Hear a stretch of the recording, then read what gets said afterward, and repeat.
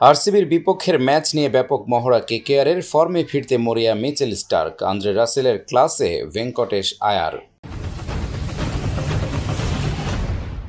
Kolkata night রাইডার্সে যোগ দেওয়ার মৌসুমে এই বিষয়ে ভালো নম্বর পেয়েই পাশ করতেন ভেঙ্কটেশ, কিন্তু সম্প্রতি তিনি কিছুটা সমস্যায় পড়েছেন।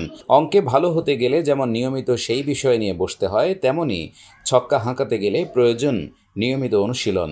শিক্ষক হিসেবে তিনি এমন একজনকে পেয়েছেন যার জনপ্রিয়তা ক্রিকেট মহলে অপরিসীম। তিনি আন্দ্রে রাসেল। বলছি ভেঙ্কটেশ আয়ারের কথা। তিনি নেটে যখন ব্যাট করছিলেন তার কাছে গিয়ে দাঁড়ান রাসেল।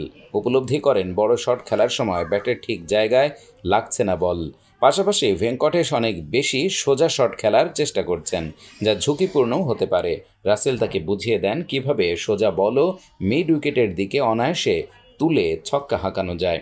রাসেলের কথা অনুযায়ী ভেঙ্কটেশ সেই শট মারার চেষ্টা করেন। ব্যর্থ হওয়ার পরে রাসেল নিজে নেটে ঢুকে বেশ কয়েকটি ছক্কা হাঁকিয়ে দেখিয়ে দেন ভেঙ্কটেশকে। তারপর থেকে আর সমস্যা হতে দেখা যায়নি ভেঙ্কটেশের।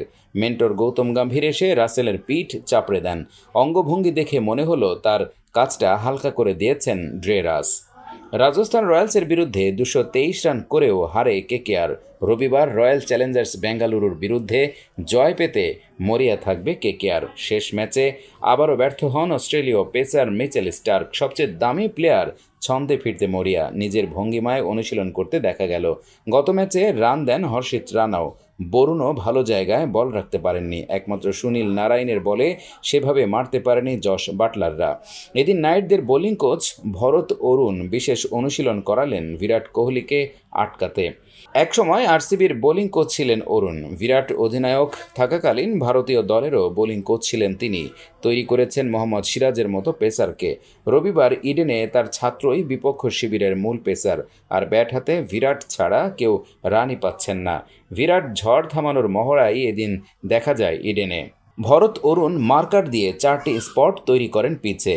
একটি রাখেন ইয়র্কার লেংথে, একটি গুড লেংথে।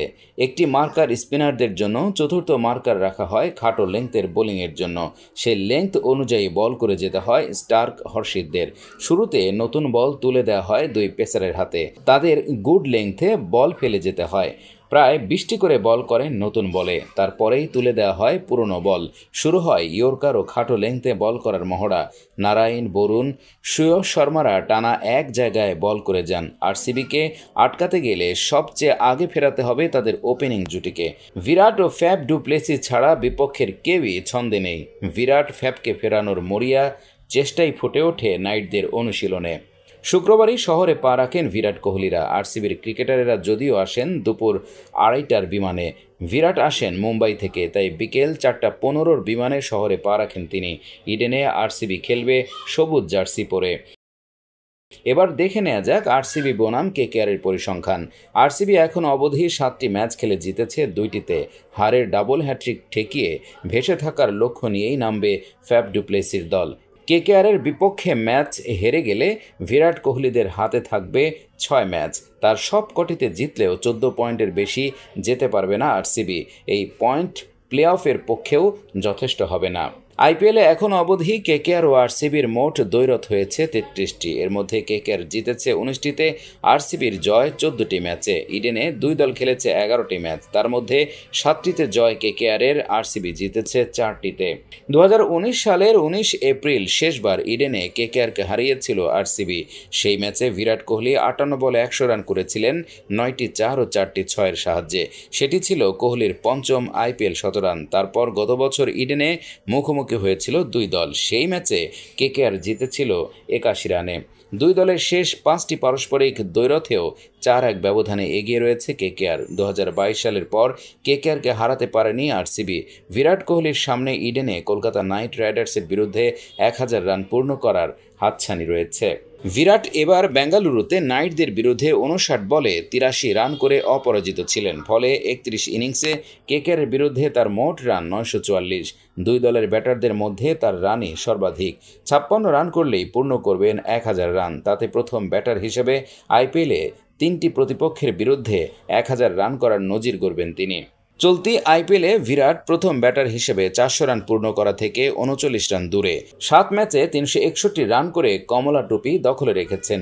একটি শতরান ও 2টি অর্ধশতরান পেয়েছেন। সিএসকে ম্যাচে 21, পাঞ্জাব কিংসের বিরুদ্ধে 77, কেকেআরের বিরুদ্ধে অপরাজিত 83, লখনৌ সুপার জায়ান্টসের বিরুদ্ধে 22, রাজস্থান রয়্যালস ম্যাচে অপরাজিত 113, মুম্বাই ইন্ডিয়ান্স ম্যাচে 3 ও সানরাইজার্স হায়দ্রাবাদের বিরুদ্ধে 42 রান করেছেন। দুই দলের মধ্যে দ্বৈরথে সফলতম বোলার সুনীল নারিন। তিনি 19 ইনিংসে মোট 24টি উইকেট পেয়েছেন আরসিবির বিরুদ্ধে। মাত্র 13 বলে ইতিহাস। আইপিএলে এমন এক রেকর্ড গড়লেন ধোনি যা কল্পনাও করা যায় না। মুম্বাই ইন্ডিয়ান্স ও লখনৌ সুপার জায়ান্টসের বিরুদ্ধে পরপর 2 ম্যাচে ব্যাট হাতে মাঠে নেমে মহেন্দ্র সিং ধোনি গড়ে ফেলেন আইপিএলের ইতিহাসে অনন্য এক রেকর্ড। আক্ষরিক অর্থেই মাত্র 13 বলে ইতিহাস গড়লেন মহেন্দ্র সিং ধোনি। ইন্ডিয়ান প্রিমিয়ার লিগে এমন এক রেকর্ড গড়লেন তিনি যা টুর্নামেন্টের 17 মৌসুমের ইতিহাসে আর কেউ কখনো কল্পনা করতে পারেননি। সেই নিরিখে আইপিএলে নিজের আসনকে নতুন উচ্চতায় তুলে নিয়ে গেলেন ধোনি। টি-20 ক্রিকেটে মারকাটারি ব্যাটিং চোখে পড়া নিতান্ত সাধারণ বিষয়। তার উপর মহেন্দ্র সিং ধোনি ধ্বংসাত্মক ব্যাটিংয়ের জন্য আলাদাভাবে পরিচিত। তবে পরপর ইনিংসে 300-র বেশি স্ট্রাইক রেটে রান সংগ্রহ করা সহজ নয় মোটেও।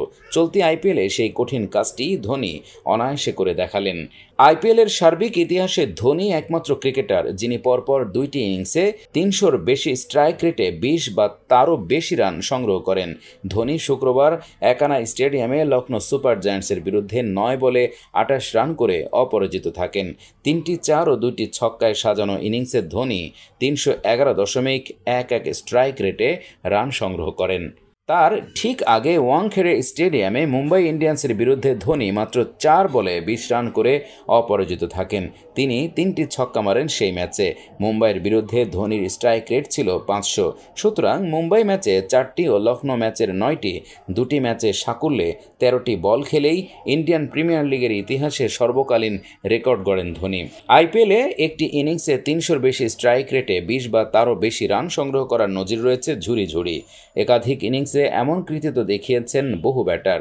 তবে পরপর 2টি ইনিংসে এমন নজির গড়তে পারেননি কেউই। ধোনি এক্ষেত্রেই বাকিদের থেকে নিজেকে আলাদাভাবে চিহ্নিত করলেন।